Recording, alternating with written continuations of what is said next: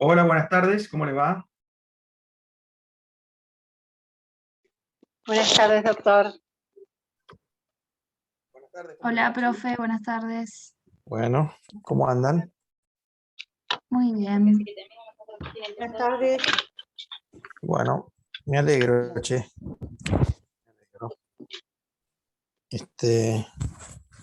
Buenas a todos. Hola, Ezequiel, ¿cómo te vas? ¿Cómo andan? ¿Todo bien? Todo muy bien, todo muy bien.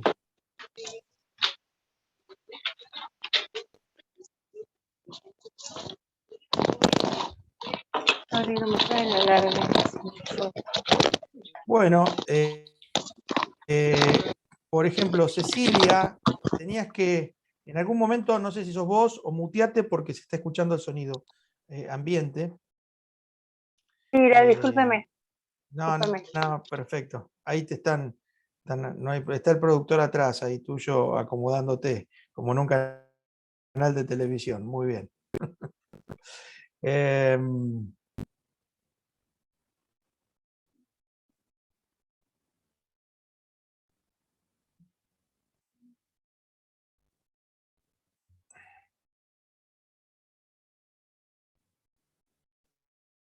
Ezequiel, vos tenés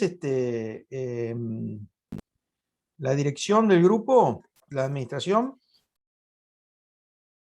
Creo que todavía no, ya la estoy gestionando, pero no, todavía no la tengo. Ahora te aviso cuando la consiga. Cuando la tengas, largamos. Dale. Sí. Profesor, ¿puedo hacer una consulta? Sí. ¿Usted sabe el horario del día del parcial? ¿El horario que vamos a rendir? No lo sé en este momento. Lo podrías consultar, Ezequiel, porque el parcial es presencial y el 27. Esa es la información que yo tengo. Presencial y el día 27. Ahora consulto. A ver, puedo igual. Correcto. De todas maneras, yo hoy intercambié clases, la clase esta con el doctor Agustín Iriarte, que les va a dar la clase de hoy, que era para hoy, la va a dar el miércoles. Y yo voy a dar hoy un repaso muy sencillo de la bolilla. Ahí me sale observatorio jurídico, no sé qué, no sé si me sale un mensajito. Así que... Ahí tengo yo el anfitrión. Sí, sí, ahí está. Ahora soy anfitrión. Perfecto.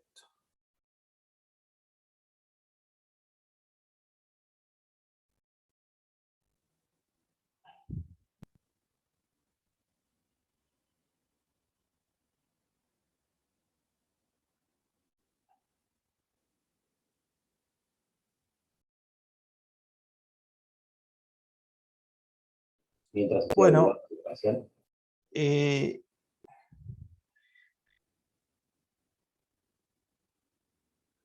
Ya más o menos en el parcial, se lo va a repetir el doctor Iriarte, van la bolilla 1 completa, que es la que corresponde, que les di yo, que vamos a hacer hoy un repaso breve y algunos temitas, reforzar algunos temitas que pueden ser objeto de debate o de polémica.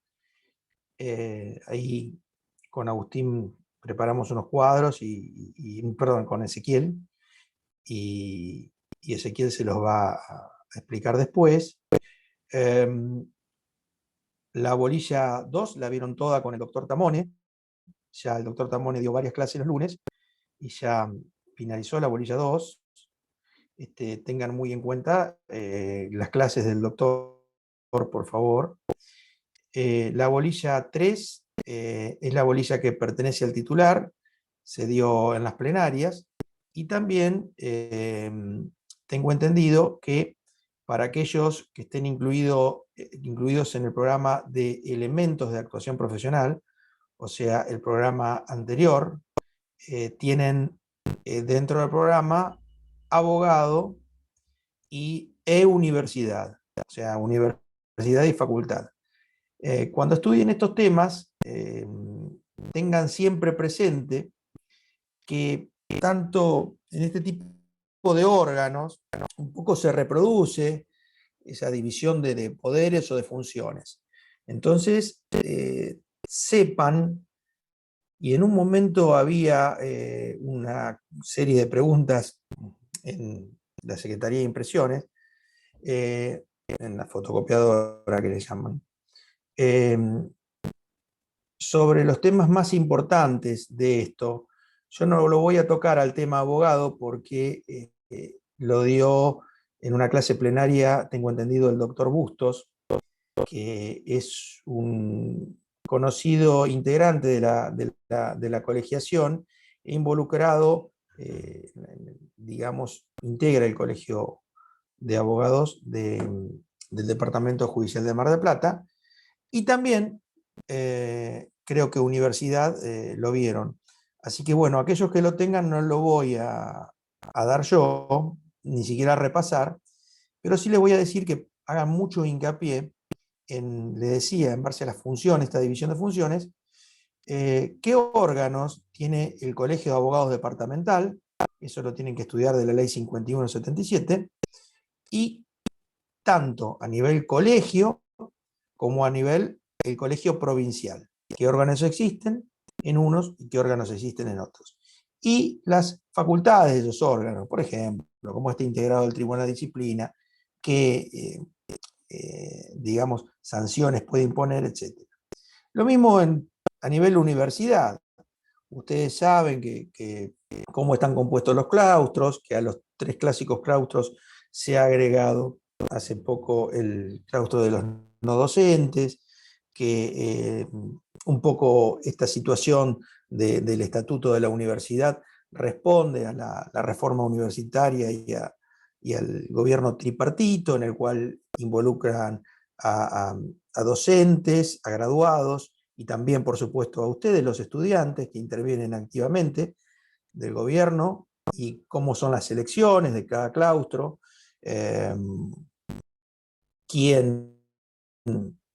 cómo se elige el decano, cómo está integrado el claustro de graduados, cómo está integrado el consejo académico, la asamblea, bueno, etc. Después, a nivel universidad, la asamblea universitaria, cómo está integrado el consejo superior, y por supuesto, cómo se elige el rector y qué funciones tiene. Bueno, estas cuestiones yo quiero que un poco las repasen, se hagan un cuadro, que fuera, ya las explicaban en clase. Por eso no voy a darlo, por ahí estaba publicado que yo iba a dar una parte de abogado y no. Ya me dijo el doctor Basso, el titular, que fue agotado en las plenarias. Bien, vayamos entonces a lo nuestro. Vamos a seguir con fuentes del derecho. Si querés, Ezequiel, ir poniendo los power y vamos repasando rápidamente, no vamos a reiterar todo, cómo son las fuentes, y vamos directamente a lo que se nos había quedado un poquito en el tintero, la doctrina legal, los fallos plenarios, la doctrina legal, y también los reglamentos y acordadas, que son leyes en sentido material y integran la fuente de ley, si bien es una facultad impropia, llamaríamos, porque, como estudiaron ustedes con el doctor Tamone, ejemplo de facultad impropia, porque surgen del Poder Judicial, pero tienen son normas abstractas y que se aplican en general, ¿no es cierto? Bien, a ver si te surgen las fuentes. PowerPoint. Bueno, el primero, lo que tienen que saber de fuentes son los dos conceptos básicos. Ustedes saben que Alvarado Belloso tiene una tercera posición, habla de creación de derecho, quita la doctrina porque no la considera creación de derecho, y que la definición más completa es la del Lino Enrique Palacio, criterios de objetividad que en razón de expresar una valoración de la comunidad o de sus órganos acerca de una determinada realidad de conducta, pueden ser invocados por los jueces para esclarecer el sentido jurídico de las conductas que deben juzgar durante el desarrollo del proceso. Y bueno, dentro de ello, Palacio, la clasificación, primero trata la ley, y cuando trata la ley empieza tratando primero la Constitución, después Constitución, tratados internacionales de jerarquía constitucional, etc., leyes federales, procesales, los propios códigos procesales, y también, ustedes acuérdense, que incluye a los reglamentos y acordadas, que el reglamento era mucho más general, y las acordadas, siempre un reglamento nace por una acordada, pero las acordadas propiamente dicho eran para temas más pequeños, más individuales, y sobre todo siempre son por cuestiones de detalle. Vale decir que, como es una facultad impropia del Poder Judicial, jamás el Poder Judicial podría cambiar la ley con esto. Solamente en cuestiones muchas veces de naturaleza administrativa y demás. Por ejemplo, la manera que se presentan los escritos. Después tenemos la definición de Arasi, que dice que aquellas son las que dan contenido al derecho procesal y sirven al juez para resolver las cuestiones que se plantean en el proceso y para la propia organización y competencia del Poder Jurisdiccional. Alvarado Belloso, el profesor santafesino, hablaba solamente de creación de derecho y nombraba, ¿se acuerdan?, el constituyente, el particular, el legislador, el juez y la sociedad mediante los usos y costumbres. ¿Se acuerdan que la costumbre era un uso que se reiteraba, pero cuando adquiría convicción de obligatoriedad? Asimismo, dentro de las fuentes tenemos las obligatorias y las no obligatorias, y las primarias y secundarias. La de primarias y secundarias es la primera clasificación, serán primarias la ley y la costumbre, y siempre son secundarias la jurisprudencia y la doctrina, porque en realidad no son ni más que interpretaciones, valoraciones, o como quieran llamarle, de géneros legales o consuetudinarios preestablecidos. Vale decir que siempre la jurisprudencia va a ser una interpretación de la ley y siempre va a ser secundaria. Ahora, después, si es obligatorio o no, depende. Por eso que no necesariamente coincide esta clasificación de primarias y secundarias con el de obligatorias y no obligatorias. ¿Por qué? Porque la ley sí es primaria y sí es obligatoria, la costumbre sí es primaria y sí es obligatoria en principio, pero la jurisprudencia, por ejemplo, puede haber jurisprudencia obligatoria, como la que surge de los fallos plenarios, claramente, tanto en la Nación como en la provincia, tratado de la ley 5827, pero, y la doctrina legal también, les puedo admitir, que hay quienes ponen en duda su obligatoriedad, ahora lo vamos a ver, pero siempre la jurisprudencia va a ser secundaria, ¿no? Porque siempre se va a basar en la interpretación legal y en la aplicación legal que hace el juez. El juez tiene que hacer, en base a los hechos y a las conductas, una calificación legal y encuadrarlo jurídicamente en derecho, en la ley. Pero siempre el juzgador, cuando eso siente jurisprudencia, siempre se va a basar en una ley anterior.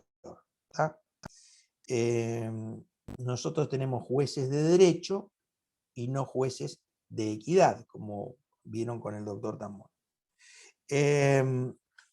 Bien, más o menos la clasificación la tienen, y esto, repasándolo, de Arasi o de Palacios, ya más o menos van a, digamos, los libros está cualquiera de los dos bien tratado, un poco más sintético o más directo en Arasi, que es un poco el estilo del libro, muy didáctico, pero no, para repasar no van a tener ningún inconveniente.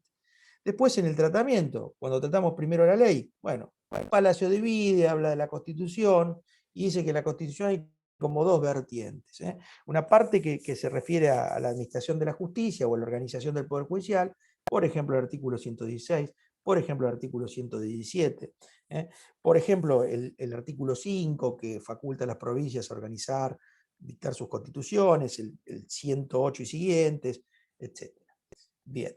Y después, también, dentro de los derechos y garantías que son necesarios para que los que intervienen en un proceso, por supuesto que tienen derechos constitucionales, como la igualdad ante la ley, que ustedes vieron que, según el artículo 34, está dentro de los deberes del juez respetar la igualdad de partes. Bueno, partes, cuando hablo de parte, estoy hablando de un proceso de tipo contradictorio, y estoy hablando de un proceso ya, digamos, un litigio judicial. Entonces, bueno, en este caso, el juez tiene que tratar de mantener la igualdad de las partes. Eso surge de una norma constitucional que es el artículo 16, la igualdad, el principio de igualdad. Bueno, después el derecho de defensa del 18, y bueno, todo lo que hemos visto en la clase. Por supuesto, las normas internacionales o los tratados de jerarquía internacional, que tienen muchísimas garantías judiciales. Tanto el Pacto de San José de Costa Rica, como el Pacto de los Derechos Civiles y Políticos, suscrito en Nueva York en 1966, y que a partir de la Constitución de 1994, de la Reforma Constitucional de 1994, en el artículo 75, inciso 22, se los incluye como de jerarquía constitucional. Vale decir que son la Constitución misma, y son las garantías constitucionales contenidas en estos pactos de jerarquía constitucional, integran la Constitución. Bien. Después, las leyes procesales. Hay leyes procesales federales como la 48, la ley 48 y la ley 50. La ley 48 la van a ver cuando ejerzan la profesión, la van a ver ahora en procesal. Regula el recurso extraordinario federal, es una ley de 1800 y pico, casi lindante con 1900, creo, si mal no recuerdo. Es una ley, pero que sigue vigente. Y la ley 50, que organizaba los tribunales federales, por el artículo 75, inciso 12 de la Constitución. Ustedes saben que las leyes de fondo las dicta el Congreso, y las leyes de forma, la aplicación para aplicar esas leyes de fondo, para poner en práctica esas leyes de fondo ante una situación de conflicto, las dictan las provincias. El programa exige un ejemplo, y saben que excepcionalmente, muy excepcionalmente, podría haber normas de derecho procesal en los códigos sustanciales, por ejemplo, por cuestiones de validez de algún instrumento público para la prueba. En la clase pasada alguien me dijo la prescripción. Yo creo que hasta se lo aceptaría si me lo fundara, porque en tema de plazo yo creo que más procesal son las cuestiones de caducidad, los términos de caducidad, pero bueno, la forma en que se prueban determinadas diligencias, algunos temas de competencia, como en la sucesión el último homicidio del causante, etc. Son normas procesales que están en la ley de fondo. Bueno, con respecto a los reglamentos y acordadas, ustedes recuerdan que son parte, les decía, son una consecuencia de las facultades impropias, de que surgen un poco de ese contralor recíproco que ustedes tienen o han estudiado en la bolilla de funciones del Estado, y que medio como que los poderes se controlan entre sí. Bueno, existe la posibilidad en los reglamentos y acordadas de que estemos ante no solo ante una facultad impropia del Poder Judicial que estaría legislando, sino que estaríamos ante una les decía, una facultad, me distraje con él que se levantó. Estaríamos ante una facultad impropia les decía, del Poder Judicial, y estaríamos también ante una llamada ley en sentido material. Ustedes se acuerdan la diferenciación que vieron en teoría del derecho seguramente, entre leyes en sentido formal y leyes en sentido material, y que las en sentido formal eran solamente aquellas normas generales y abstractas que surgían del Congreso conforme estaba preestablecido en la Constitución, un mecanismo preestablecido en la Constitución, ambas cámaras y demás, vetos, etcétera, ustedes lo conocen sobradamente al tema. Ahora, leyes en sentido material serían aquellas que realmente sean normas generales y abstractas, a pesar de que no surgen del poder legislativo, como por ejemplo los reglamentos y acordadas, o como por ejemplo podrían ser los DNU, decretos de necesidad de urgencia, obviamente respetando el trámite que exige la Constitución en su artículo 99. Bien, hasta ahí tendríamos la ley, después tendríamos la costumbre. Recuerdan los 3 tipos de costumbre, recuerdan lo que dijimos en el Código Civil, que el Código Civil nuevo habla ya al principio de que de la costumbre, los casos que en este código rige deben ser resueltos según las leyes que resulten aplicables conforme a la Constitución Nacional y los tratados de derechos humanos en los que la República sea parte. Por ejemplo, lo que les mencioné. A tal efecto se tendrá en cuenta la finalidad de la norma. Los usos, prácticas y costumbres son vinculantes cuando las leyes o los interesados se refieren a ellos, o sea, costumbre según la ley, primer tipo de costumbre, o en situaciones no regladas legalmente, siempre que no sean contrarios a derecho. Vimos los ejemplos, situaciones no regladas legalmente serían complementarias de la ley, y las cuestiones en que contrarias a la ley sería cuando lo que se llama desuetudo, la costumbre en contra, que sería derogatoria de la ley. Vimos un ejemplo, si quieren lo ponen, en el artículo 142, ¿se acuerdan de la notificación personal? Cuando hablamos de la costumbre, cómo es en la justicia federal para notificarse, cómo es en la justicia provincial, un poco el tema ha sido superado, porque hoy la notificación personal ha sido un poco también cambiada por la notificación por medios electrónicos. Hoy no solamente tenés el expediente electrónico, sino tenés que también un poco la MEB, aunque la notificación oficial es la que surge del sistema de notificaciones oficial de la Corte Suprema, mediante un aparatito que se llama token, y que cada abogado o cada persona litigante tiene en su poder. Bueno, eso en cuanto a la costumbre, ¿no es cierto? Acuérdense que la costumbre es una práctica repetida reiteradamente y con una convicción de obligatoriedad por el grupo social en donde esta práctica se manifiesta. Bien. Ejemplo habíamos visto de costumbre según la ley, la comisión del martillero, artículo 565 del Código de Procedimiento Civil y Comercial de la Nación, que dice que será la que aplique, la que diga la ley, o si no en su defecto, la que apliquen los usos y costumbres. Bien, después estamos en la jurisprudencia. Y aquí en la jurisprudencia, acuérdense que la jurisprudencia común era la que se daba por una reiteración o de una manera concordante en casos similares que se pronunciaban los tribunales. Eso va creando una suerte, si se quiere, de práctica judicial reiterativa que los jueces pueden utilizar citando fallos para, digamos, darle el sentido jurídico a sus decisiones. Ahora, pueden ser parámetros o estándar interpretativos para futuras decisiones. Nuestro sistema no es un sistema de jurisprudencia obligatoria siempre, sino que es un sistema de que la jurisprudencia no entra dentro de la obligatoriedad, salvo excepciones. Por ejemplo, ¿cuáles serían esas excepciones que serían, la jurisprudencia sería obligatoria? pregunta ahora, a ver quién me responde. Los fallos plenarios. Los fallos plenarios, sin duda, y vamos a plantear el debate respecto a la doctrina legal. Yo recuerden que opinaba que el juez puede apartarse, pero bueno, para eso hay un sistema no sé si vos lo preparaste a eso, Ezequiel, en el Power, no recuerdo, hay un sistema de unificación mediante un recurso que se llama recurso extraordinario de RIL, digamos.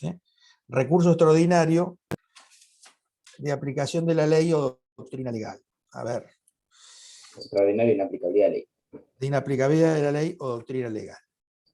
Que ya te digo, está regulado. Perdón. Está en el 278 y siguientes. 278 y siguientes del Código de Procedimientos Civil y Comercial. ¿Correcto, Ezequiel? Bien. Exactamente, 278 y siguientes. Bueno, esto ya les decía. Ambas fallos plenarios son más directos porque surgen del pleno de la Cámara, de cada departamento judicial, y el recurso de inaplicabilidad de ley primero tenés que llegar a la Corte, y ahí tenés que invocar que se aplicó mal la ley o la doctrina legal. Y la doctrina legal es la forma concordante en que se expidió esta Corte, que puede cambiar. Entonces la Corte puede citar uno o más fallos en los cuales se expidió de tal o cual manera y podrá hacer lugar o no a ese recurso extraordinario en tanto coincida con esto, ¿no es cierto? Coincida con que yo planteo el recurso y la Corte haya realmente tenido esa interpretación. Ahora, la obligatoriedad sería para los tribunales inferiores, y ahí en ese sentido es mucho más directa la obligatoriedad del fallo plenario, porque la ley específicamente dice que es obligatorio. El otro es una llegada para provocar lo que se llama control de nomofilaquia o unidad interpretativa de la ley, y en ese caso tenemos que transitar o llegar por un derrotero que tiene primera instancia, Cámara, segunda instancia sería, y llegar a la Suprema Corte de Justicia de la Provincia de Buenos Aires. En el otro caso, con un solo recurso de Cámara, si yo, el juez de primera instancia, no hubiera interpretado el fallo plenario, vas a la Cámara y la Cámara misma va a decir, no, señor juez, inaplicó el plenario, no lo aplicó. ¿Está? Bien, no le robo más el tema a Ezequiel. Y por último, la doctrina. La doctrina tiene que ver con el valor moral de la interpretación que hacen de la ley, también de la jurisprudencia, los tratadistas, ¿no es cierto? Mayoritariamente interpretaciones legales. Entonces, uno puede invocarla a la doctrina, pero va a tener más o menos mérito en base al valor científico y a la seriedad y rigurosidad de ese tratamiento legal. Entonces ustedes pueden, básicamente, cuando uno cita doctrina, lo que hace es mirar un libro, y uno puede agarrar y citar muchas veces, el tema es tan simple que puede hasta citar un manual si quiere. Generalmente uno cita tratados, temas un poco más complejos. Pero bueno, podrían ustedes citar Palacio, Horacio, lo que fuera, cuando la situación fuera tan básica que muchas veces nos vamos a la pelea de los detalles y nos olvidamos de lo básico, ¿no? Bueno, hasta ahí tenemos el repaso de lo que son fuentes. Horacio, Palacio les recomiendo. Alvarado Belloso yo lo hice como una pregunta, nada más de un trabajo. Si quieren completar lo abundante no daña, pero quiero la definición bien y el tratamiento de Palacio o Palacios o Horacio. Lino Enrique Palacio. Primarias y secundarias, obligatorias y no obligatorias, y cuáles se encuadran en una y cuáles se encuadran en otra. Los dejo con el cuadro de Ezequiel para retomar después con un repasito rápido de los otros temas si llegamos. Dale, Ezequiel, te escucho. Bueno, ¿qué tal, chicos? ¿Cómo andan? No sé si, Néstor, querés que arranque por hablar de acordadas o algún tema en particular. ¿Qué tenés? Yo preferiría que arranque, si querés, de reglamentos y acordadas, que recordamos que eran leyes en sentido material y estaban incluidas entre los autores cuando trataban la ley, ¿sí? La Bien. fuente ley. Bien. Bien, arranquemos por ahí. Bueno, chicos, brevemente, para explicarles, es un tema más bien sencillo y que hace mucho a la práctica, que son las acordadas judiciales, ¿bien? Al principio a veces cuesta poco definirlas porque son un género un poco mixto, porque si bien son normas generales, no son las normas, como decía el doctor Lascano, que nacen del principio de debate en un congreso o en una legislatura provincial, por la cual rigen para toda la población. Este tipo de normas generales que nacen de las Supremas Cortes Provinciales o de la Corte Suprema de Nación están destinadas como ámbito de aplicación a regir hacia lo que son toda la judicatura bajo su jurisdicción. Por ejemplo, una acordada de la Suprema Corte de Buenos Aires está destinada a regir cuestiones prácticas, cuestiones de detalles, cuestiones que a veces no están previstas en las normas, bien, y que hacen que se van dando con el desarrollo, con la aplicación de las mismas, en el caso de la provincia de Buenos Aires, por ejemplo. Para que se den una idea bastante clara, con la llegada de la pandemia, bien, fue todo tan vertiginoso, todo tan rápido, y la situación del ASPO obligó a adaptar el sistema judicial de una manera muy drástica y veloz. Y a veces se hace un poco imposible, sobre todo en el contexto de marzo del año pasado, seguir los trámites ordinarios de reforma de las leyes, como podría ser el caso de reformar el Código Procesal Civil y Comercial, para poder adaptar el proceso a esto. Y básicamente desde marzo de 2020 hasta ahora, nos venimos manejando con un sistema de acordadas, donde la Corte cada tanto va sacando acordadas nuevas, que son estas normas generales y que a la vez son resoluciones judiciales, porque son resueltas por todos los ministros de la Corte, pero sin ser una sentencia de caso concreto, por eso ese mixto, y tuvieron como fin ir sorteando los distintos obstáculos que iban surgiendo en el camino. Como les digo, por ejemplo, pasó que la situación sanitaria de los distintos departamentos judiciales de la provincia no era la misma en un lado o en el otro. No era lo mismo el departamento judicial de Mar del Plata que el departamento judicial de La Plata, para más o menos mayo de 2020. Entonces, salía una acordada que regulaba cómo se iba a mantener el servicio de justicia en Mar del Plata. Por ejemplo, al principio fue todo cerrado, no había asistencia a los tribunales, después con el tiempo, si la situación sanitaria mejoraba, se habilitaba la asistencia presencial a los tribunales en algunos departamentos judiciales y en otros no. Por ejemplo, creo que Mar del Plata se habilitó antes que La Plata, para poder ir al juzgado a ver un expediente. Todo eso se fue manejando por acordadas. Como también, otro ejemplo muy paradigmático que, si quieren, para mirarlo ustedes, la pueden anotar, es la acordada 3975 del año 2020, que lo que hizo fue modificar y cambiar el paradigma de las presentaciones judiciales. Antes uno iba al juzgado, presentaba un escrito en formato papel, se llevaba su copia, lo cargaba del sistema informático y con eso estaba. Ahora se presenta todo digital, todo por la plataforma de la Suprema Corte de presentaciones electrónicas y notificaciones. Y ahora se regulan los expedientes digitales. Todas esas cuestiones deberían nacer de normas procesales específicamente, pero por las cuestiones prácticas, por la situación, la contingencia que se genera, se fue imposible hacerse de esta manera. Entonces, fue resuelto a base de acordadas.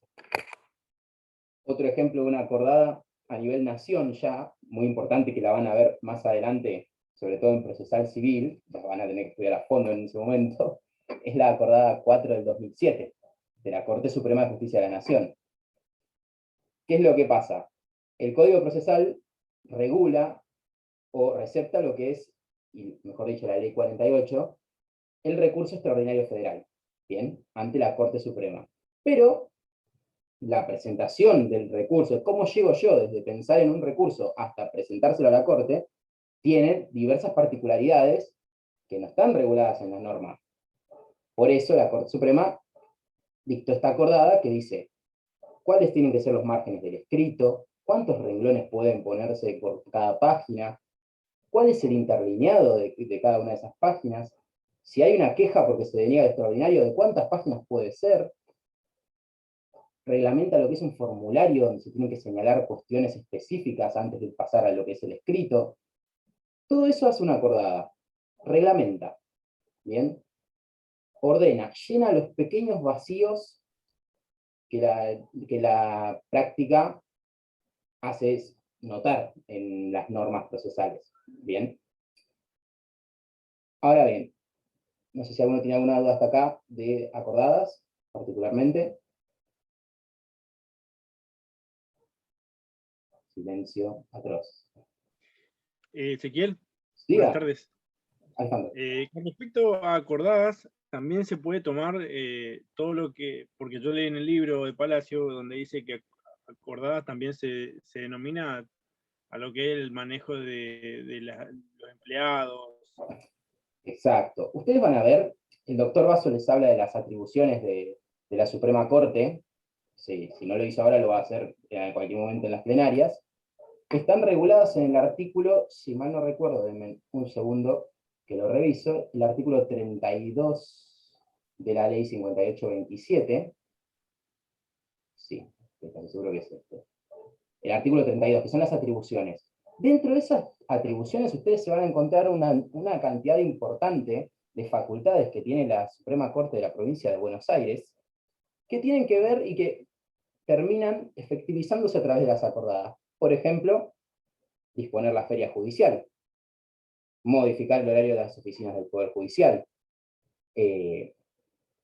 Esos son algunos ejemplos que ustedes van a ir viendo, o cuando habla de reglamentar determinadas cuestiones, licencias, cosas que hacen mucho las facultades administrativas, que son impropias, del Poder Judicial. ¿Bien?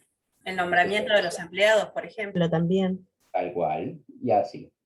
Por ahí no sé si sale, a veces hay resoluciones de presidencia en esos casos, no tanto la acordada en sí, el acuerdo, pero sigue ese mismo paradigma. Bien, si hasta acá no hay ninguna duda, no sé si te parece, Néstor, continúo con temas faccionales. Yo preferiría que siempre, cuando busquen, digamos, ejemplos, tratemos de ver que estamos hablando del término ley, normas generales abstractas, y no nos olvidemos de las funciones del Estado, porque muchas veces el tema de empleados y demás son funciones de superintendencia que están más relacionadas con una facultad impropia que podría ser ejecutiva, en este caso, que puede ser del Poder Judicial.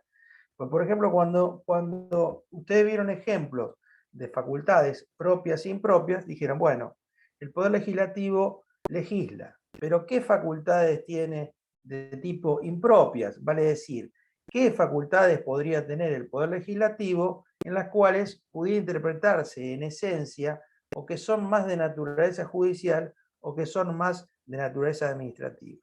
La de naturaleza judicial, ¿se acuerdan? El Senado cuando juzga en juicio político, por ejemplo. Le quería hacer una facultad impropia, pregunta. pero juzga, dice. Déjeme terminar. Sí, perdón. Pero el Senado cuando juzga en juicio político. Pero cuando buscamos facultades impropias del legislativo, ponemos como ejemplo cuando nombra los empleados. Ahí es de tipo más administrativo, ¿no es cierto? Te escucho. Ahora sí. Ailén. No, perdón. Le quería hacer una pregunta justo del tema, por Josefina, eso, no sé quién es. perdón que lo interrumpí. Bien.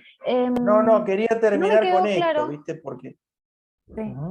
No me había quedado claro con respecto a digamos, a a esta función del poder legislativo en relación al juicio político, si termina siendo administrativo o termina siendo judicial, o sea, la función jurisdiccional, digamos. Vamos a empezar lo siguiente, vamos a hacer la siguiente composición del lugar. Primero, ¿vos qué entendiste por jurisdicción o poder judicial o facultad judicial? ¿Qué era la esencia? ¿Qué hacían ahí los jueces? El poder o deber de administrar justicia en el caso concreto, ¿no? Sí, y en casos litigiosos, ¿cierto? Por eso también tampoco me quedó claro, porque en Palacio veía que Bueno, pero a los está bien, no pero litigiosos... Está bien. Eso lo tenés fácil en los libros, eso. Eso lo tenés fácil en los libros y no quiero entrar en un terreno del doctor Tamone. Pero la facultad jurisdiccional, en esencia y en rigor, es la facultad que tienen los jueces de administrar justicia en casos litigiosos. Y después tienen otras facultades que se llaman peticiones más declarativas, que son peticiones judiciales extracontenciosas. Por ejemplo, puede ser un sucesorio y demás. En el caso litigioso, hay dos tipos que se están peleando. ¿Está claro? Uno se está peleando, bueno, por ejemplo, el juicio político es una facultad jurisdiccional para el Senado, ¿no es cierto? Y es una facultad requirente para Cámara de Diputados que hace las veces de fiscal. ¿Por qué? Porque cuando va a juicio político, el juez no quiere que lo rajen. ¿Está claro? Entonces, no quieren que lo rajen, no quiere que lo condenen. Es una condena ¿cómo es? A no ocupar más el cargo. Y después quedará sujeto o no, si cometió delitos, a la justicia común, digamos. Pero previo a ser juzgado por la justicia común, necesita sí o sí que digamos que lo expulsen por juicio político. Y en ese caso hay un conflicto. Es una función claramente judicial del Senado, de la Nación. Bien, una función no impropia del poder legislativo. Bien, no es si quieren, les repaso rápidamente. Administrativa. ¿Y cómo sería administrativo? Si la función administrativa era la función de gobernar, una función no de tipo conflictivo y demás. La función administrativa del Senado será decretar un monumento de interés general, por más que sea una ley, o nombrar un funcionario. Por eso al compañero o compañera que habló de que cuando la Corte nombraba por una acordada, bueno, puede ser que sea una acordada, pero cuando nombra un funcionario es una función más de tipo administrativo. En cambio, cuando a vos te dice para todos los abogados, como dijo recién Ezequiel, que si vos no presentás en 30 páginas un escrito, un recurso extraordinario, te lo bochan y perdiste el plazo y alpiste, o que si no presentás un recurso de queja, creo que son 15, Ezequiel, me parece, y si no presentás el formulario que te dicen y demás, eso es un complemento legal, pero tiene validez para todos aquellos abogados o para todas aquellas partes que tengan que presentar un recurso extraordinario. Entonces ahí tiene una entidad de ley trascendente. Bien, si quieren, de facultades impropias, repasen, los noto ahí dubitativos, por lo menos algunos, y también se acuerdan que las facultades, cuando vemos el Ejecutivo, era la función de gobernar, todos los ministros que están, bueno, las carteras que tienen los ministros, bueno, si quieren las 4 carteras más importantes. Educación, administración de justicia, seguridad interior y seguridad exterior, ministro de defensa, si quieren, lo que fuera. La función básicamente de gobernar, satisfacer las necesidades generales de la población. Ahora, ¿qué pasa? ¿El Poder Ejecutivo puede tener funciones impropias? Sí. ¿Y cuál es la legislativa? Y los DNU, por ejemplo. Pero difícilmente haya DNU de naturaleza procesal, se refieren a otras cosas, pero por ejemplo los decretos de necesidad y urgencia son normas generales y abstractas. Y cumple funciones judiciales el Ejecutivo, bueno, ponen un ejemplo en la jurisdicción administrativa cuando los jueces de falta que integran el poder administrador, por ejemplo el municipal, también te meten una multa y vaya si hay un conflicto que uno no la quiere pagar. Cruzaste un semáforo en rojo, vos decís que no, y te meten una multa que es cuantiosa. Por ejemplo, o también algunos ponen como ejemplo la facultad que tiene la Constitución, una reminiscencia que quedó de los derechos del príncipe de los indultos o conmutaciones de pena, no amnistía que sí. Bueno, ahí tienen las facultades impropias. Pero me gusta más para afianzar y reforzar un poco lo que les dijo Agustín, Ezequiel recién, que me confundo siempre de jóvenes, andan ahí en edad, él es más joven, que mucho más joven que Agustín, pero bueno, ahí andan ahí.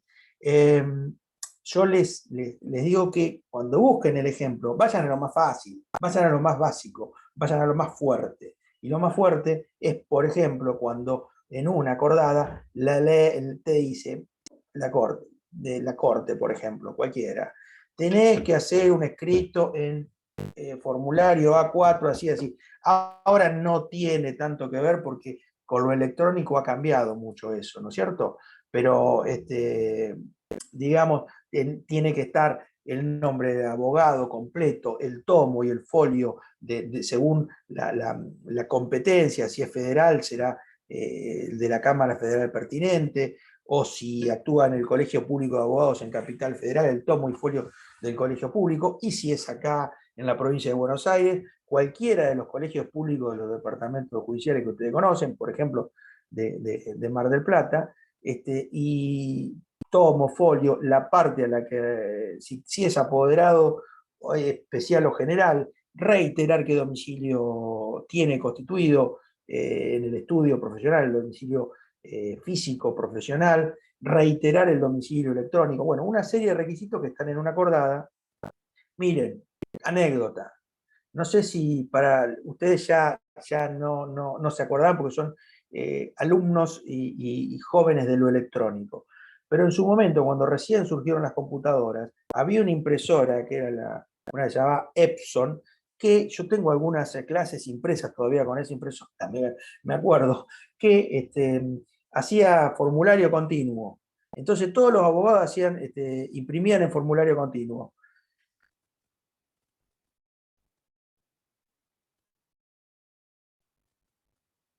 Perdón, se cortó, me saltó una cosita. ¿Se escucha ahora? Sí.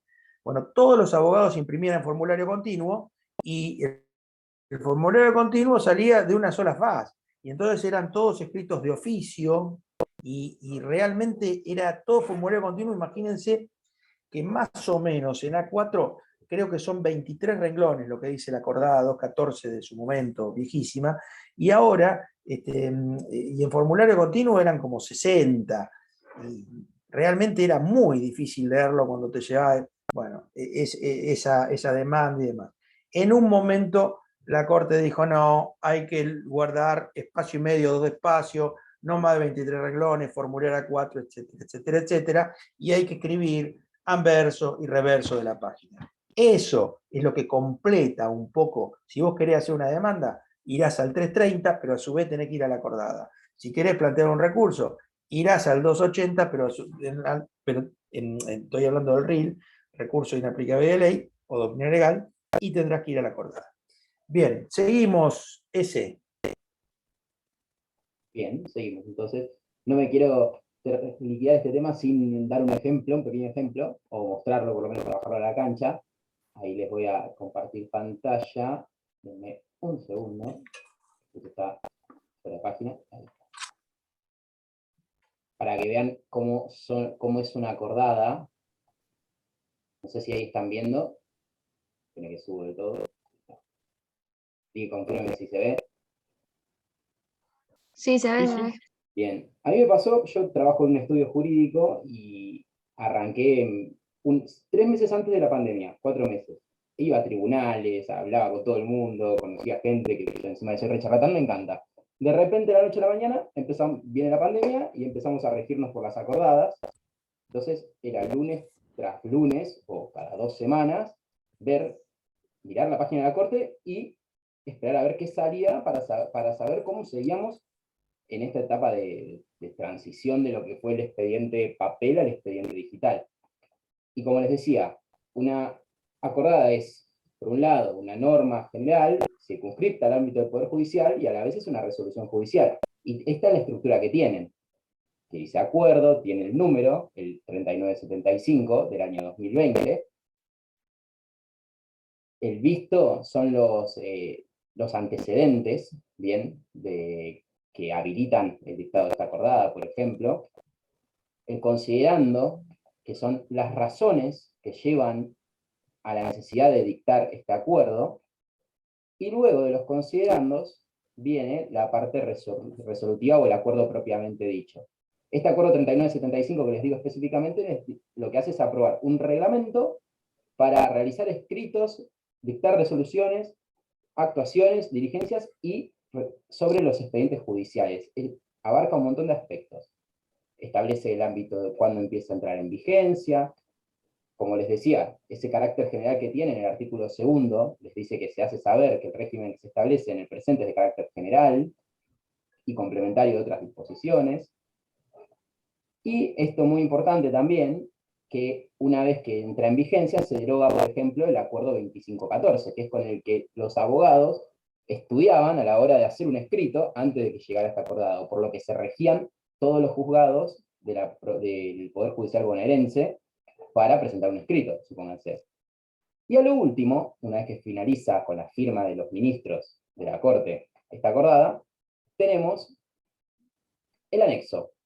El anexo es ese reglamento propiamente dicho. Forma parte de la acordada y ahí vas puntualmente a lo que necesitas. Por ejemplo, creo que, si mal no recuerdo, el artículo 11 establece el expediente digital. Sí, el formato digital de los expedientes judiciales. Y así. Eso es la acordada. No tiene mucha más ciencia, ustedes las pueden buscar a esta como a tantas otras. Las pueden buscar en la página de la Suprema Corte, por Google, por donde ustedes quieran.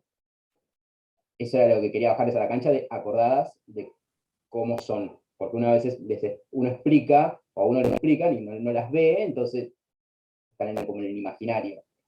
Pero son eso, tienen esa estructura. Ahora bien, Claro, esta acordada 2514, por ejemplo, cuando reguló que los escritos tendrían que ser a determinado espacio y en A4, ¿no es cierto? Pero, por ejemplo, ustedes iban a un expediente federal y le mandaban, digamos, miraban y era hoja oficio, la larga, ¿no es cierto? Y escribían hasta lo último. Entonces uno tenía que tener la computadora, digamos, para escritos federales distinta que para los escritos en la provincia, ¿no es cierto? Un poco que la provincia tomó el A4 antes, con lo cual una demanda por ahí en la provincia, la misma demanda, eran 10 páginas, 15 páginas, y en la otra, que eran con A4, eran 25, ¿me entienden? ¿No? O lo que fuera. Pero en realidad también el sistema de márgenes es para que cuando das vuelta en el expediente pudieras leer bien, porque si no lo quedaba pegado a donde estaba cosido no se leía. Entonces hay un sistema de márgenes de tanto, me parece que son 4,5 centímetros de un lado, y después 2,5 del otro, y después los encabezamientos y demás. Hoy, con lo electrónico un poco cambió. Se mantiene para los escritos, pero no para lo electrónico. A ver si tengo algún escrito yo acá. Miren, acá tengo uno. No sé si se alcanza a ver ahí. Ven el sistema de márgenes. Están los márgenes hasta copiados ya en la impresora. ¿Ven? Esto porque cuando lo das vuelta, lo que queda pegado se ve acá. Lo que queda pegado acá se ve porque el margen de este lado es más grande. Bueno, muy poco didáctico, pero justo tenía un escrito acá. Sí, ¿vas a seguir directamente con los fallos plenarios ahora? Por supuesto, no hay problema. Seguimos con fallos plenarios. Dale. Yo lo que me gustaría bien dejarles en claro, que los fallos plenarios, reiterando lo de la clase anterior, tienen una regulación legal distinta según sea en la nación o según sea en la provincia. En el Código de Procedimientos Civil y Comercial de la Nación están regulados en el artículo 302 y 303. Y en la provincia de Buenos Aires están regulados en los artículos 37 y concordantes de la ley 5827, que ahora le vamos a leer. No sé cómo lo organizaste, si querés que leamos directamente los artículos, para que vean ahí la fuerza obligatoria que surge de la misma ley acá, ¿no es cierto? Ezequiel, Sí, si lo querés tengo yo acá. leo el 302 y Dale, vos lees la ley 5827. me parece Bueno, les perfecto. voy a leer los del Código de la Nación. Bien, 302, a iniciativa de cualquiera de sus salas. Ustedes recuerden que nosotros tenemos una Mar del Plata, el Departamento Judicial de Mar del Plata, hay una Cámara Civil y Comercial de 3 salas, ¿no es cierto? Bien, y un presidente, de 2 miembros cada una y un presidente. Eso lo vieron con el doctor Basso en organización judicial y surge también de la ley 5827, cómo está integrado el Departamento Judicial de Mar del Plata. Vamos por ahora solamente a lo civil y comercial, por más que también se aplique en lo penal. Artículo 302 del Código de la Nación, decía. A iniciativa de cualquiera de sus salas, la Cámara podrá reunirse en tribunal plenario con el objeto de unificar la jurisprudencia y evitar sentencias contradictorias. Fíjese cuál es el sentido de un fallo plenario. Unificar jurisprudencia y evitar sentencias contradictorias, lo que se llama el escándalo jurídico, ¿no es cierto? La convocatoria se admitirá si existiere mayoría absoluta de los jueces de la Cámara. La determinación de las cuestiones, plazos, forma de votación y efectos se regirá por lo dispuesto en los artículos 294, 299 y 301. Artículo 303, que es la obligatoriedad, ¿no? La interpretación de la ley establecida en una sentencia plenaria será obligatoria. O sea, acá directamente el artículo 303, que es ley, dice: la interpretación de la ley establecida en una sentencia plenaria será obligatoria para la misma Cámara y para los jueces de primera instancia, respecto de los cuales sea aquella tribunal de alzada, sin perjuicio de lo que los jueces dejen a salvo, de que los jueces dejen a salvo su opinión personal. ¿Pueden manifestar su opinión personal? Sí. ¿Deben obedecer? Sí. Solo podrá modificarse dicha doctrina por medio de una nueva sentencia plenaria. Esto es nación, chicos. Pero ahora, lo más trascendente, lo más importante, lo va a leer el ayudante de alumno, que es la provincia de Buenos Aires y que es la ley 5827. Ustedes en los libros van a ver que está tratado lo que es nación, sobre todo en Palacio, pero sepan la ley 5827. ¿Está claro? Bien. Dale, Ezequiel. Bien. Antes de 2 segundos antes de leer el artículo y arrancar por esa parte, el sistema judicial estaba pensado sobre casos que eran generalmente únicos, cada parte tiene su caso y es distinto del que sigue, pero con el tiempo, mediante determinadas normas que se fueron sancionando, mediante determinados contextos fácticos o de muchas cuestiones, se empezó a encontrar, la judicatura se empieza a encontrar con muchos casos que son similares, por no decir idénticos en algunos casos. Entonces, de ahí nace esta regulación legal por la ley 5827, sobre la cual se crean lo que se conocen como los fallos plenarios. Entonces, ahí les leo este artículo, que es el 37, que es muy importante, que dice que cuando un mismo caso judicial haya sido objeto de resoluciones divergentes por parte de distintas cámaras o de distintas salas de una misma cámara, de un departamento judicial, al presentarse posteriormente uno similar, será resuelto por las cámaras del mismo fuero o la cámara en pleno respectivamente, de acuerdo con las siguientes reglas. ¿Bien? Inciso A. Antes de pasar al inciso, ahí lo relevante, que tiene que ser un mismo caso judicial, que en las distintas cámaras del mismo departamento judicial o las distintas salas de la misma cámara se ha resuelto de maneras divergentes. Bien, entonces, ¿qué te encontrás? Con que tu caso en la sala 1 se va a fallar de una manera y tu caso en la sala 2 se va a fallar de otra, dicho vulgarmente. Bien. Lo que se hace es resolverse por las cámaras del mismo fuero o la cámara en pleno con todas sus salas. Bien. Entonces, pasando al inciso A, nos dice que el plenario de cámaras puede ser convocado por la mayoría de los miembros de la Cámara que conocen el caso. Puntualmente en el caso, en la justicia civil y comercial, nos dice el inciso B, que el plenario de las cámaras en lo civil y comercial podrá ser convocado de oficio por la sala que interviene, es decir, la sala se da cuenta de que llega un caso que tiene soluciones diversas y divergentes, y de oficio decide convocar un plenario. Entonces nos dice que podrá ser convocado de oficio por la sala que interviene en el asunto que lo motiva o a petición de parte. En el caso de la Cámara de Apelaciones y Garantías en lo Penal, deberá solicitar la reunión plenaria de tribunal, de oficio, la sala que le toque intervenir, pudiendo hacerlo además el acusado, el defensor, el Ministerio Público. Bien. El inciso C nos dice que la revisión de los fallos plenarios anteriores podrá hacerse cuando lo provoquen por votación los 2/3 de la totalidad de los camaristas. Inciso D. La presidencia del plenario de las cámaras es ejercida por el presidente de la cámara que lo origina, y las diligencias procesales se cumplirán ante la cámara, o en su caso ante la sala que conoce primera en el asunto.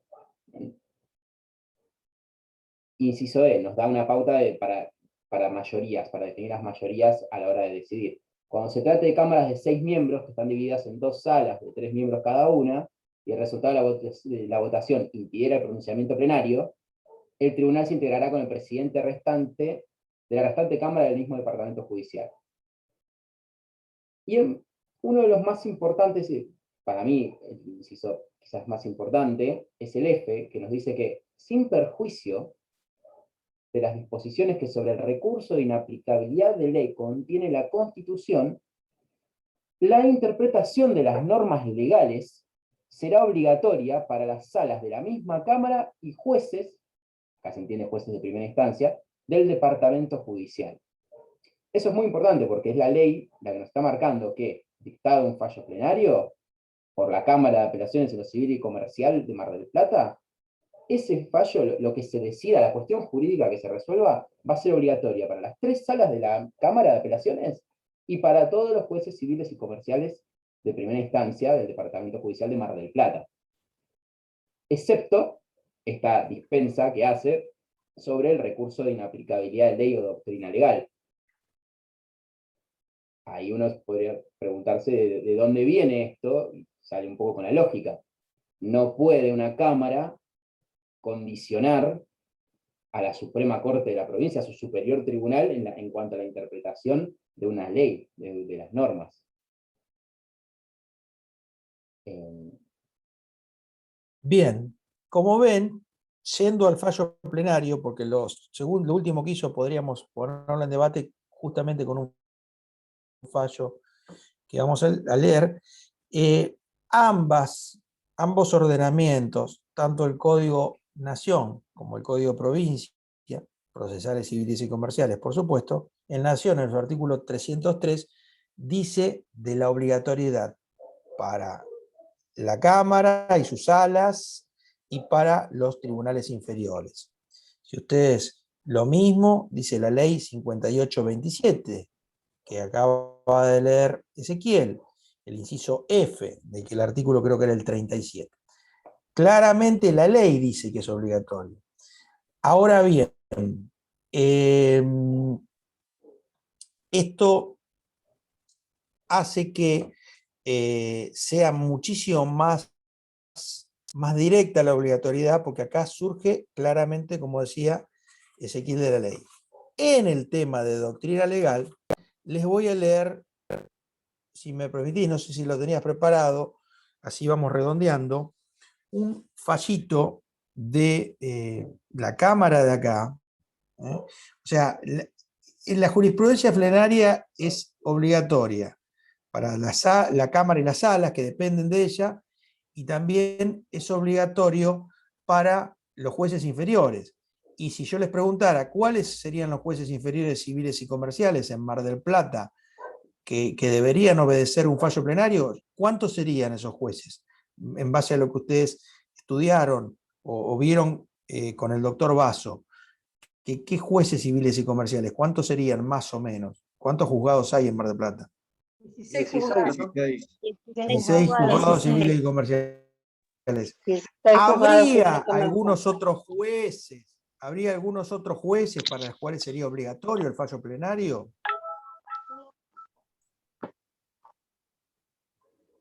Para las cámaras de apelaciones. No, sí, pero ya, yo estoy hablando ya para la Cámara, seguro. Para abajo de la Cámara. Jueces que se llaman de grado. Primera instancia. O primera instancia, juez de grado o primera instancia. ¿Cuáles serían? Los jueces de primera instancia. ¿Quiénes más? Estos jueces civiles y comerciales, ¿y cuáles más? Hay Jueces de paz. alguien que tiene que bajar, perdón, no sé si es Cecilia, ahí está. Ahí está, ahí ya la- Gracias. Bien, los jueces de paz, dijo alguien. Correcto. Una sentencia de los jueces de paz es apelable a la Cámara, por ejemplo. Los jueces de familia. Correcto. Bien. También podría ser. Correcto. Ven como una pregunta tiene que ser un poquito más razonada y no ser automática. Surge automáticamente eso de juzgado, pero hay algunos más, ¿no es cierto? Bueno, ¿y cuántos jueces de paz hay en el Departamento Judicial Mar del Plata? Pregunta que hice en la clase anterior. hay en las ciudades que no son cabecera, por ejemplo, en General Alvarado, que es Miramar, la ciudad cabecera, en el de Correcto. Margarita, que es Vidal, y Balcarce, que es Balcarce. Ahí existen los Correcto. juzgados. Bueno, ténganlo en cuenta eso. Sí. Claro, miren, hay un solo ejemplo en el Departamento Judicial de Azul. Históricamente era tan importante Tandil que Tandil tiene un juzgado civil y comercial. Yo lo conocí cuando era juzgado de paz y después se transformó en juzgado civil y comercial. Hay algunos lugares en que hay juzgados civiles y comerciales fuera del asiento de la ciudad cabecera, pero no es en el Mar del Plata, es claramente un ejemplo de lo que se reproduce también, qué sé yo, en el Departamento Judicial de Dolores y demás. Hay juzgados civiles y comerciales donde está el asentamiento del Departamento Judicial, y en los otros partidos, que no está el asentamiento del Departamento Judicial, pero que son cabecera de partido, hay juzgados de paz. Por ejemplo, qué sé yo, le pongo en Dolores, si quieren, juzgado de paz de Villa Gesell, juzgado de paz de Pinamar, juzgado de paz de la Costa, juzgado de paz del Tordillo, Lavalle, Maipú, Ayacucho. Es grandísimo el Departamento Judicial de Dolores. Castelli. Bien, no sé si creo que hasta Chacomús hay jugado. Bien. Sí. Seguimos entonces. Miren, con respecto a la doctrina legal, que acuérdense que ya nos referíamos a los fallos de la Corte y al control que tiene para unificar jurisprudencia y aplicación de la ley, control de nomofilaquia que tiene la Corte, era más indirecto, en base al recurso de inaplicabilidad de la ley o doctrina legal. Pero no hay, como acá, por ejemplo, en este fallito, el doctor Monterici, en una parte de sus fundamentos, dice: no existe en el ordenamiento jurídico bonaerense, como tampoco en la Nación, norma expresa alguna que obligue en forma directa a los jueces inferiores a resolver los litigios de conformidad con la doctrina legal fijada por la Suprema Corte de Justicia de la provincia, en casos análogos. Sus pronunciamientos no resultan vinculantes para el resto de los magistrados provinciales, más allá de que por celeridad y economía procesal y también deber moral, los judicantes adecúen sus sentencias a la doctrina del acto tribunal. Y esto, dice esto, y después de eso, no sé si tenés el fallo completo, se aparta del fallo. Lo hace con racionalidad, lo hace con fundamentos legales, pero se aparta del fallo de corte. Era un tema de intereses. Así que bueno, ahí está la sentencia y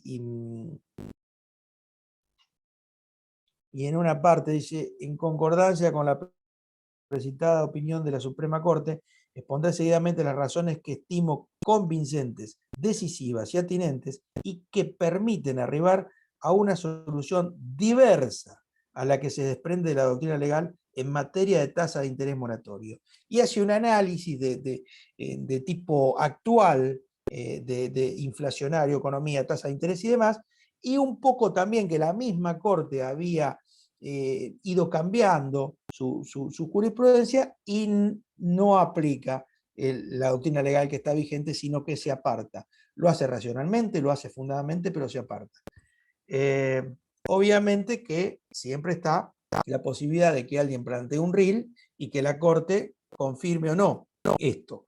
Como decía, la parte del fallo, la parte del artículo del inciso F que leyó Ezequiel. Pero hoy, hasta que esto ocurra, estará vigente acá este fallo, que no es un plenario.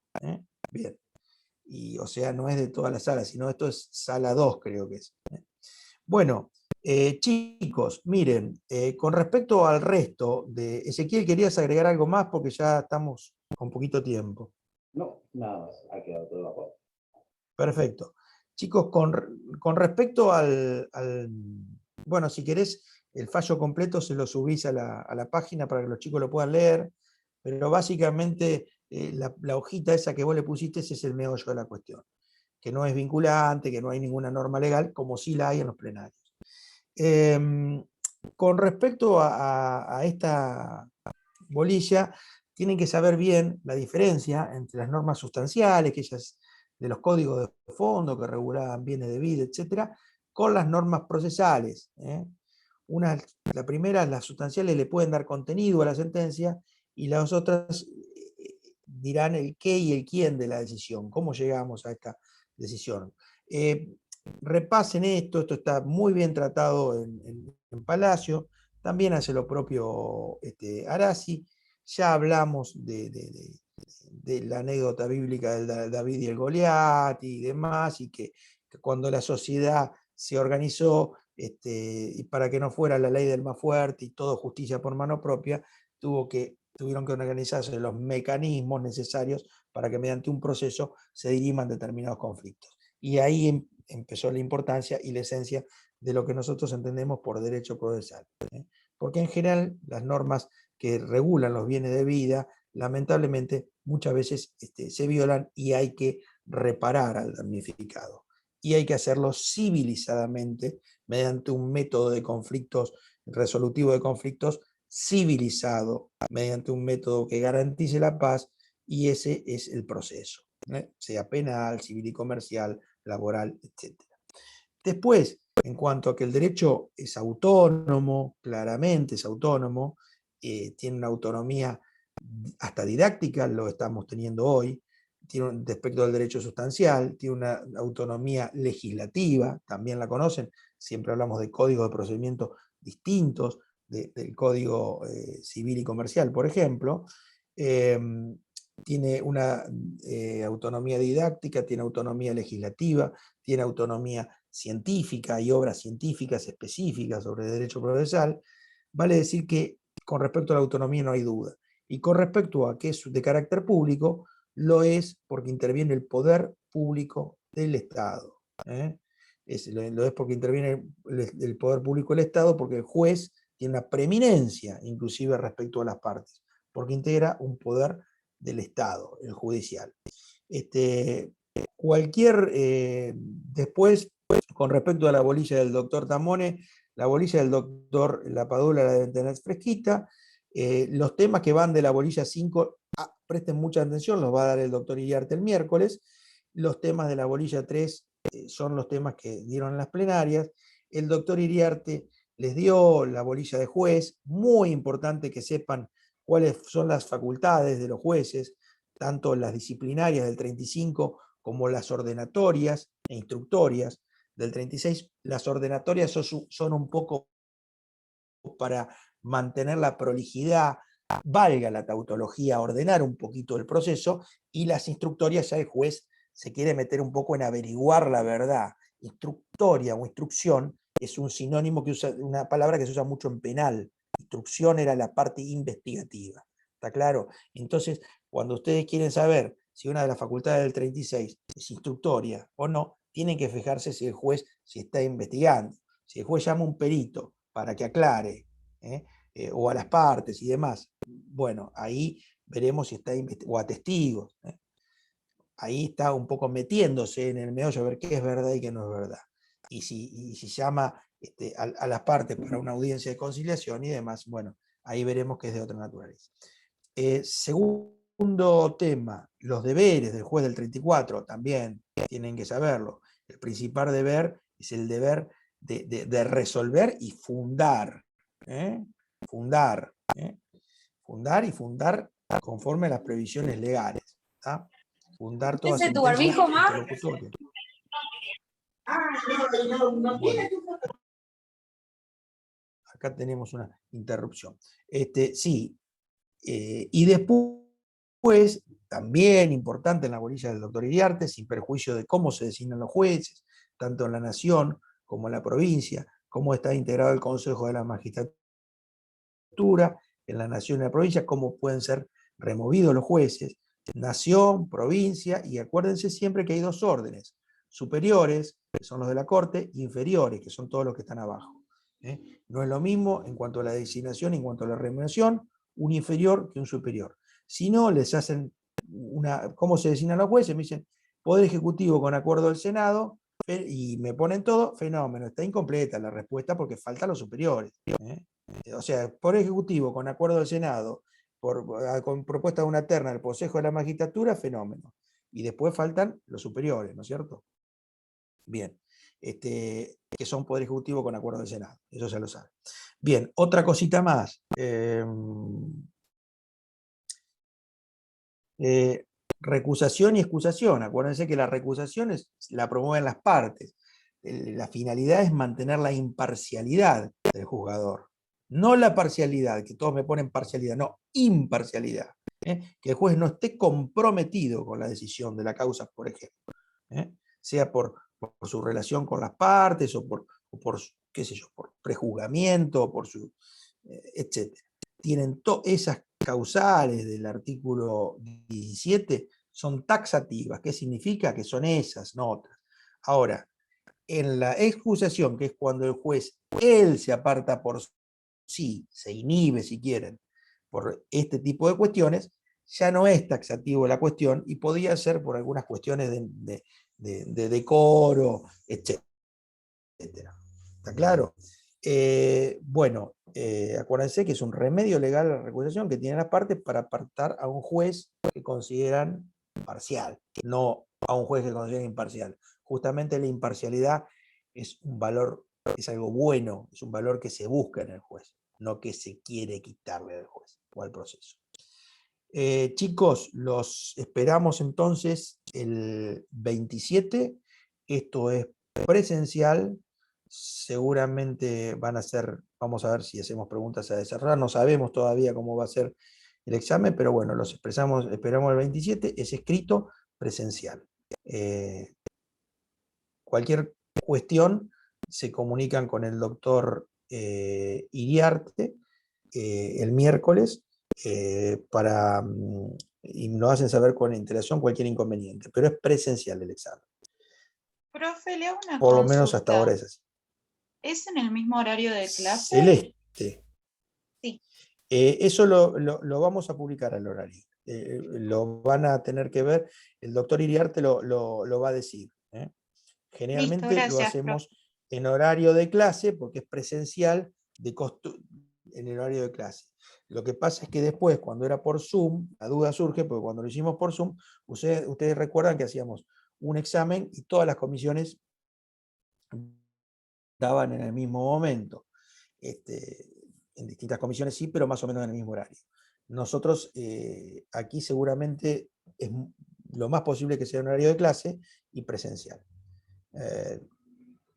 Los dividiremos, si son muchos, la verdad que no sé cuántos serán en la comisión, generalmente no todos vienen a clase, pero bueno, ya con Ezequiel hemos tomado asistencia y demás, y bueno, después veremos. A medida que vayan surgiendo, si hay algún inconveniente, lo iremos solucionando.